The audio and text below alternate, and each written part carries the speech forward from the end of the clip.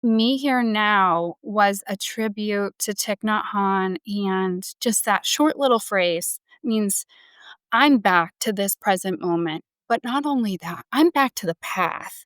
I'm here now. I'm ready to show up. I'm ready to do this self growth. And I wanted it to be me because I want anyone to be reminded that they're coming back to their own path, their own present moment, and it have that sort of versatility to work for everyone who's engaging.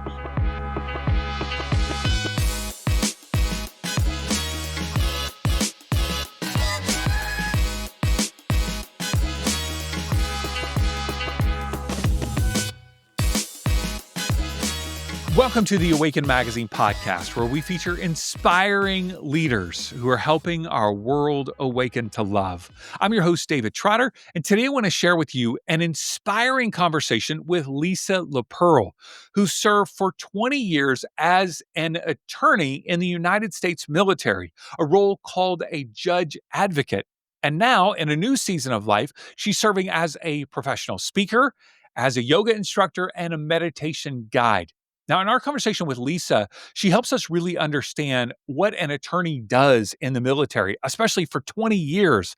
And she reveals, wow, she was serving at even the levels of national security. And in the midst of that high pressure, chronic stress career, something was not working. And so she returned to yoga and meditation, something that she had practiced as a college student. But now, in the midst of her high pressure career and right on the edge of getting ready to retire, something woke up within her. This new practice of yoga and meditation provided her with a deeper level of peace and, more importantly, freedom within that transformed her life. And actually, she sensed a high calling to help others experience those two things as well: peace and freedom within. And so she shares with us about her new business, Me Here Now. Me Here Now, not just be here now, but Me Here Now, and how she is serving clients, helping high achievers in both the corporate environment, attorneys, military, veterans, and average seekers and people who are looking for peace and freedom within, how she's serving them through speaking and yoga and meditation. You are going to love Lisa. It is an incredibly inspiring conversation. But hey, before we dive in, if you haven't already, be sure to subscribe to the Awaken Magazine podcast on YouTube, Spotify, Amazon Music, Apple Podcasts. Click subscribe, leave a rating or a review. That's an easy way for you to help us spread the word about these incredibly inspiring interviews that we release each and every week. All right, let's dive into my conversation with Lisa LaPerle. Lisa, thank you so much for taking time to hang with us today. It's great to be with you. Thanks so much for having me. It's really great to be here. Yeah. So you recently retired from a 20-year military career, which I don't know how, it doesn't even look like you could possibly have a 20-year military career. But I want to hear the story. I want to hear initially what motivated you to sign up. I appreciate that. And it is all the yoga that I do. So that's a little plug I'll do for that. But I joined basically when I was in law school. We had September 11th, my first year of law school. And that gave me sort of this greater calling to service. I think I would be serving in some capacity. Like I am sort of a servant leader, if you will, and my service changes. But for the military specifically, it was largely 9/11 and as a child watching A Few Good Men. Those two factors really came together in wanting to contribute to something greater than myself. Did you grow up in a military family or have family members who had been in the military that was influential as well? Not really. My father was in the Army during the Vietnam era, but and there's some lineage there with Army service, but nothing nothing like a 20-year career. Yeah, yeah. My grandfather was in the Navy for 30 years and retired as a master chief. And so that was a big part of kind of my upbringing was patriotism and hearing, those stories. And I didn't necessarily enter the military myself, but so help me understand how, as you're practicing or you're in law school, did you finish law school and then enter the military, or tell me understand that, and then ultimately, how did that um, way of serving play out in the military? Yes, so I basically became a lawyer and I joined as a direct commission. So each of the services have a way where you can come in at a slightly higher rank as a lawyer. And so I became a direct commission lawyer for the military. Once I graduated law school, took the bar, became a lawyer, and then joined and was slightly elevated in rank because of that. And then you do your service as a judge advocate, serving in that capacity as a lawyer. And do you have to go through boot camp as well? Like, you're an attorney, but like, hey, we're gonna drag you through the mud and make you shoot guns and the whole thing, or is it a different process? You do go through that training. It's shorter than a boot camp for enlisted or even like an officer candidate school. It's shorter than that. You go to a training with doctors, pilots, engineers, basically those professions that the military will say, oh, we need more of this and bring them in a little bit more quickly. But yes, you do go through that training period where you're doing push-ups. I remember having my hands on the gravel and the snow and learning the hard way, which I actually appreciate because it really helps reality set in pretty quickly. Right, and know what everybody else is doing in the Yeah. military, yeah, at the same time. So, I guess because I'm not super familiar with the military, I didn't even until we started having conversations realize, "Oh, yeah, I guess the military would need attorneys." So, you called your role a judge advocate. What does that mean? What did you do for 20 years? Help me understand this. Yes. So I played a number of roles as a judge advocate and almost practiced general law. So covering a territory where I would do anything that was legal advice for a particular command. Like, for instance, when I worked in Boston, I would cover a territory and anything that came up, say in the state of New York, I would handle. And at that time, at the beginning of my career, I became a specialist in criminal law, and so I was doing a lot of prosecuting, and I went through my career really honing in on that specialty and, prosecuting cases, learning sort of advanced technology as it applies to, the cases that I was prosecuting because, as we went through that 20-year period, more and more was becoming digital in terms of evidence. Mhm. And So so at I assume when you're saying prosecuting, you're prosecuting on behalf of the military branch, an individual who was in the military that had done something Yes, precisely. inappropriate. Okay. Yeah.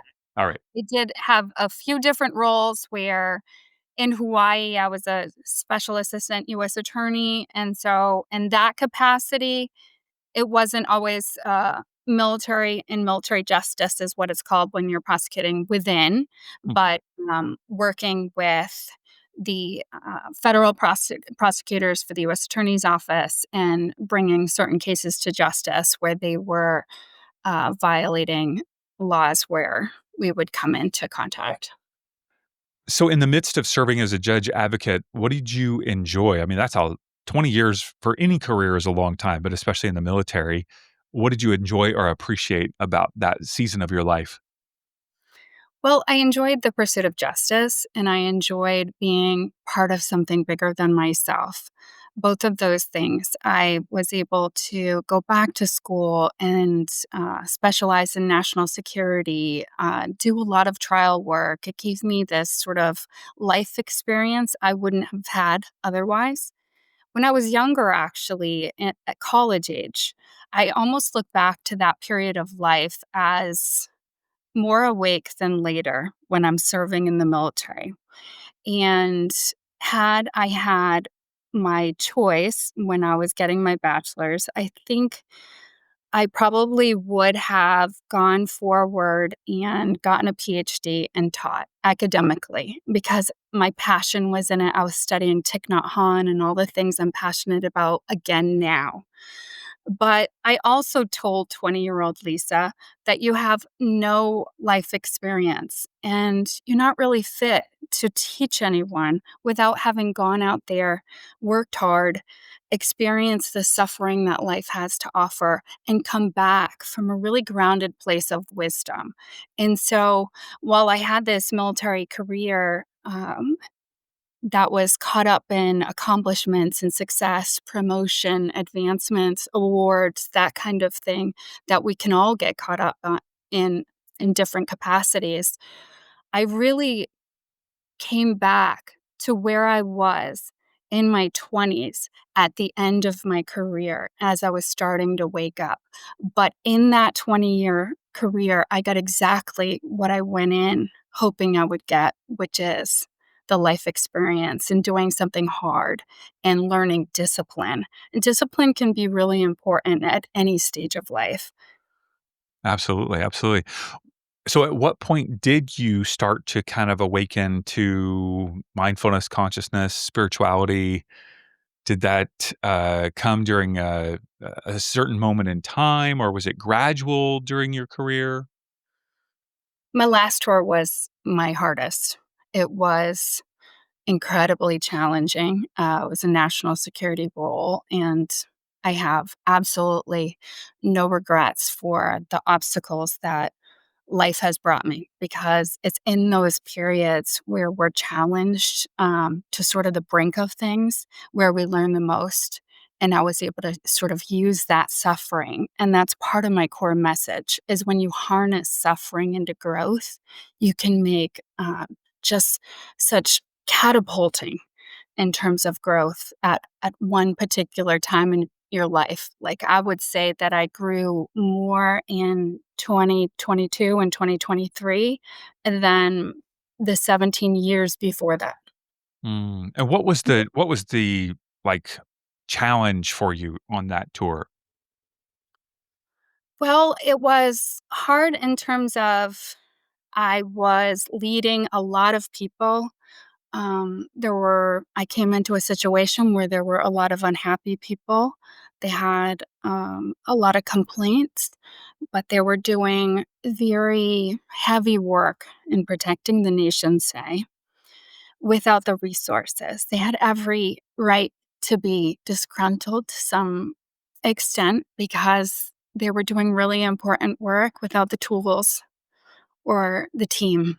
Mhm. And so I was very sympathetic and I tried a whole host of leadership styles, but it was so challenging that I was in a pretty consistent state of fight or flight. Mm. And that made me evaluate life and living, period. I just was able to sort of have this massive step back in life to what's making me happy because I had just made this promotion. I was an '06, so that in the army would be a colonel. And that's a really respectable rank. I'm here, right? This should be what I want. And yet, hmm, it's not feeling as good as I expected. It doesn't feel fulfilling in the sense that like I was doing important work, but it's not feeding my soul. Um, Although these people needed me, so I have no regrets, and, I went through that tour, but I had to look for ways to ground myself, to come back to the present moment, to get through the time without buying time either, right? I didn't wanna be living for the future because I put some very, specific, like, lights at the end of the tunnel that would help me know, like, on the horizon, I will have this to look forward to, which helped with hope, but at the same time, you don't wanna be living in the future, right? You wanna be grounded into the present moment. That's sort of a core of my business, and, it's a difficult balance. Like, you're gonna actually just have space for yourself in this really hard point and live it. And I know yoga and meditation have become a huge part of your life. Did you remember your experiences from college, or did someone introduce that to you in a couple years ago? How did that come back full circle? Yeah, so this was definitely something that I was, very much into in college and in my 20s and at the start of my career when I had a little bit more time and, wasn't trying to balance, a career with kids and, all of those sort of time constraints we all run into as you go along.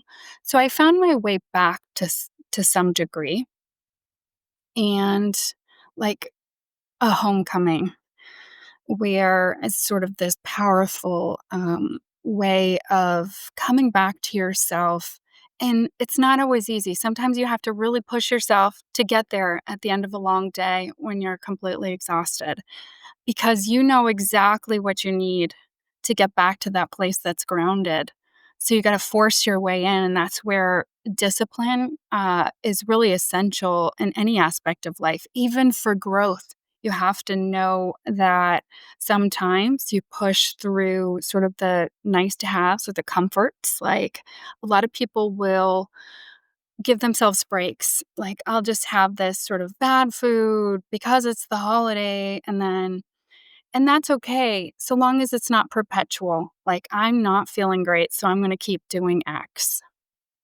Pushing through that to know what's going to make you feel good, like really feel good, not that momentary satisfaction out of food or sort of that hedonistic happiness that we all can sort of get into where you're chasing something that's impermanent.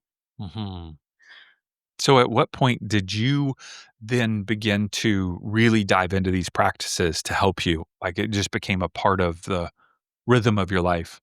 2022 and 2023, it became an all the time practice versus before that.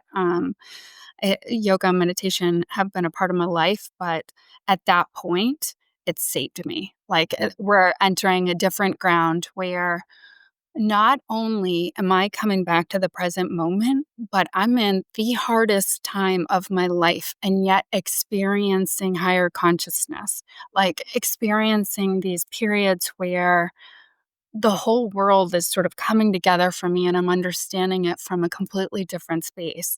To do that when you're in the hardest time of your life is sort of mind baffling. So that I knew this is gonna be it for me. I get through my military service and I go right to the training so that I can do this for other people. Did you have that 20-year mark as a was that the light at the end of the tunnel that you were kinda Yes. hitting for? So at 20 years, I get my retirement for the rest of my life. So I knew I had to make it till then. I didn't make it much more than that. I was like at about um, 20 years and 2 months when I retired. Yeah, yeah. And so at what point then well, it sounds like you had that conclusion that you wanted to then step into this new season of life to serve other people. You've been serving our nation and then now serving our nation in a different way. Um, you have called your business Me Here Now. ME, not be here now, but me here now. Where did you come up with that name for your business and how are you serving people now? Yes. So Me Here Now is actually a spinoff of Be Here Now from Thich Nhat Hanh, who I've appreciated since I was 20 years old. And just for a short little story, I was able to go see him at the University of Vermont well over 20 years ago, maybe 25 years ago. And he filled up the gymnasium at University of Vermont, and yet when he spoke quietly and you could hear a pin drop. It was that moving, right? And what he's speaking about is coming back to the present moment. So I've used Be Here Now for myself for decades. And it's just one quick phrase, even in my meditation. Sometimes I use that to come back to this moment, right? Because if we're living in the past, we can live in sort of a state of depression, whether you're living out previous mistakes or missing people of the past, whatever it is. When you're living in the future, you can be living in a state of anxiety, anticipating what is not even here yet. So, no matter where you are, what walk of life, yoga or no yoga, coming back to the present moment is essential, right? To actually live a meaningful life, all of those moments you create for yourself that you'll cherish for the rest of your life is when you were really present in it. So I I really put a lot of thought into names. It didn't come quickly, but Me Here Now was a tribute to Thich Nhat Hanh, and just that short little phrase means I'm back to this present moment. But not only that, I'm back to the path. I'm here now. I'm ready to show up. I'm ready to do this self growth. And I wanted it to be me because I want anyone to be reminded that they're coming back to their own path, their own present moment, and it have that sort of versatility to work for everyone who's engaging in this path to find that freedom within so that they can go forward in their own path of self growth in their own terms and have that meaningful for them. Mhm. And so now that you are fully invested in this new season of life, it's so fun to be able to talk to you at this like transition point from massive investment in our nation to now a full investment in people. What are the ways that you are serving clients both in person and online? So I have various mediums in the sense that I am teaching yoga meditation. I am I've recently become a Reiki master, so I'm giving Reiki sessions for the sort of energy healing work. But I'm putting a tremendous amount of effort into coaching and helping people walk this path towards this freedom within and their own personal quiet revolution and finding their way back to their purpose and living a meaningful life without giving up their goals or achievements, right? Having that busy life that maybe they feel stuck in, but making that work while they're still making it meaningful, right? Not having to give up the time that their investment in their current duties require. So I work with people in the coaching capacity and ultimately speaking at conferences, wellness conferences, and for corporations on the topic of wellness and doing workshops. I have a number of things I'm pursuing in this capacity. What are the things that you're bringing into this new season of life from the previous season? And you're going, okay, I've got 20 years of used the word discipline multiple times, which that's what most people would associate with a military career oftentimes is a high level of discipline and being an attorney. So you're bringing this intellect, this experience, this sense of justice, this discipline. Do any of those things inform your work now, or how do those blend together? Yes. So we all go through hardships. Suffering's a part of life. Thich Nhat Hanh would have taught us that, and that you have to accept that suffering. So I learned in my capacity, but it's relatable, right? Everyone's sort of experiencing suffering in their own way and has a different perspective on it. And that's a part of life. Like, first, accept it. The people do this sort of resisting or escaping and also gripping on to what they cherish in life without sort of letting emotions come and go.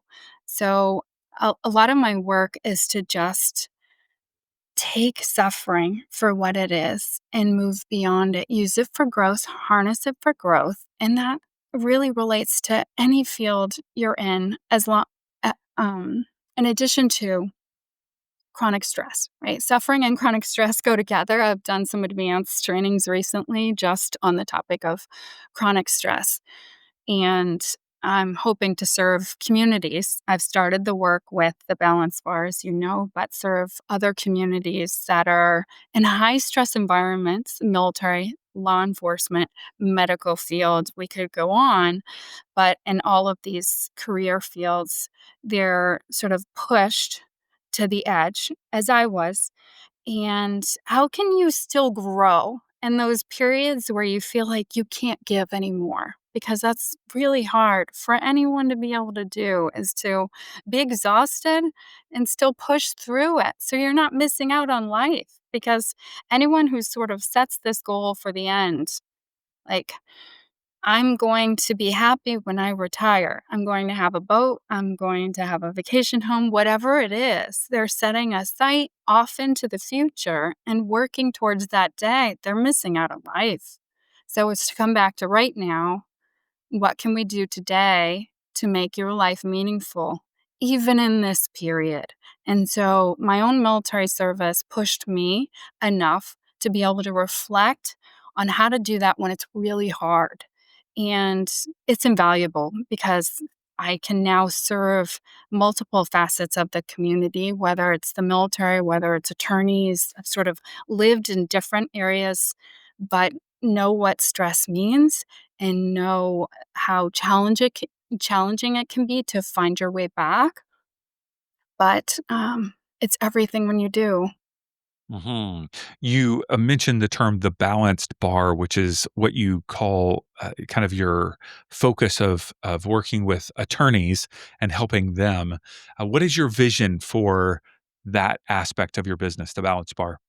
So the balance bar is to service attorneys who are in this sort of state of chasing success and likely dealing with, they're all high achievers, they're dealing with chronic stress and burnout.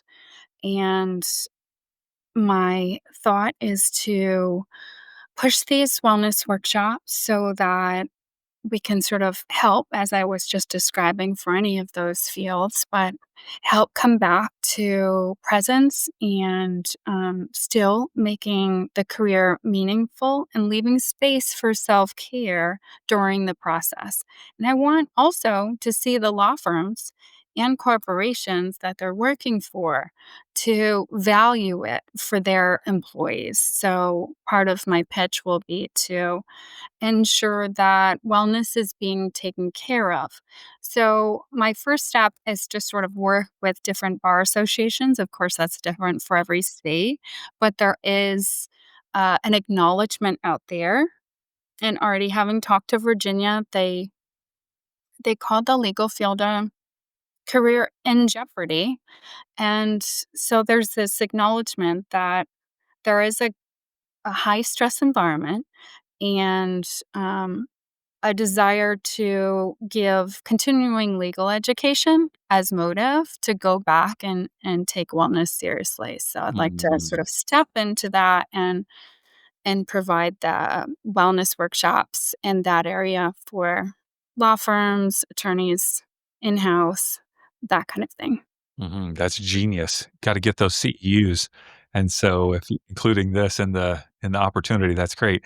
What about in the opportunity to support those who are in the military or coming out of the military? I've just interviewed a number of people on our podcast who, help those coming out of the military and different challenges. What are the things that you can offer those individuals? Yes, I think the military can be an interesting place, particularly just having finished 20 years. You can live amongst military, make your friends military, and it's always a certain strange way of going through life because people are rotating throughout their tours. So it's not even like it's static. It's just constantly this rotating door of new people, which, I mean, you get to meet a lot of wonderful people trying to serve the nation. So it has its own advantages and so forth. But it becomes such a pillar of their identity. It can be really hard as they're transitioning out and taking the uniform off. And where did I go? Like, who am I without this? You see a lot of retirees having that struggle. Has that been a challenge for you? Well, fortunately for me, I've gone through this sort of growth spurt before I was even out, knowing that like yoga and meditation is a large part of my identity, and Mhm. actually just wanting to get to the point where I don't have to wear my hair in a bun every day. I can wear nail polish, little things like that freely. Um, but it can be very challenging, and I've seen and worked with many people with PTSD, and I can relate to sort of where they're coming from in addition to it's very similar to chronic stress, but different in the sense there are triggers and you live in fight or flight, and yoga can be so therapeutic. So I'm already working on a couple of things to be offering yoga classes for veterans coming out to help in that capacity. But I want to do more. Mhm.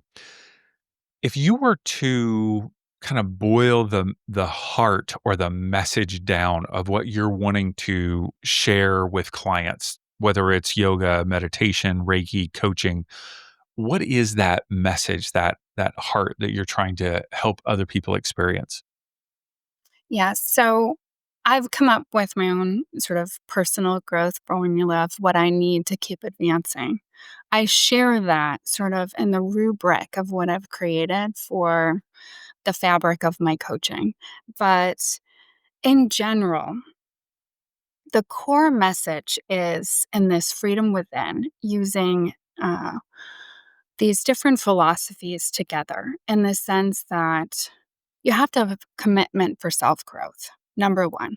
So, going back to Socrates and this self examination being a key component to growth, that's number one.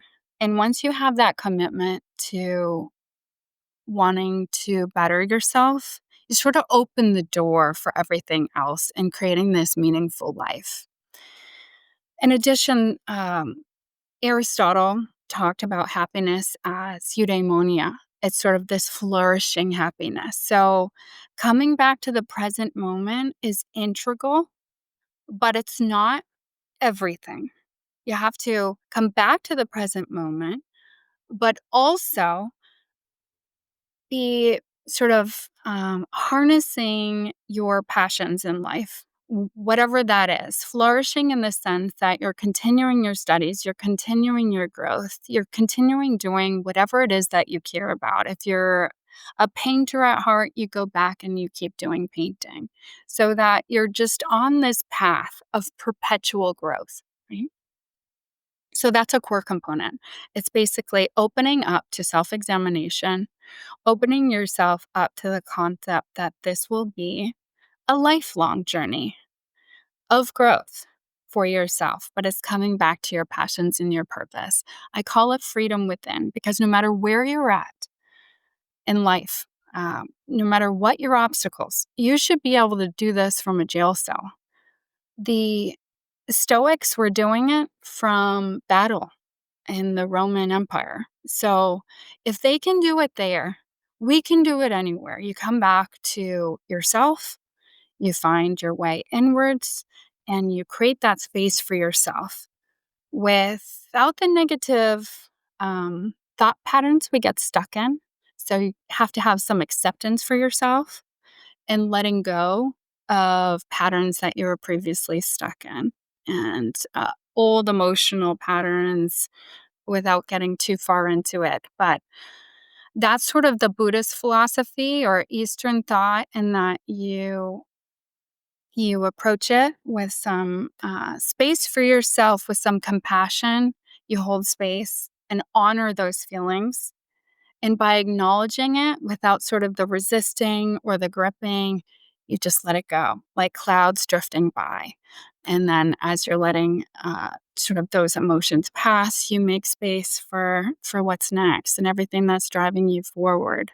But at the core of it all is taking those points of suffering because life is balanced. So you will run into suffering no matter how much you grow. There will be more suffering in life, and it's okay. Knowing that you meet those time periods, knowing that there's a lesson in there. So you have to be grateful for those two.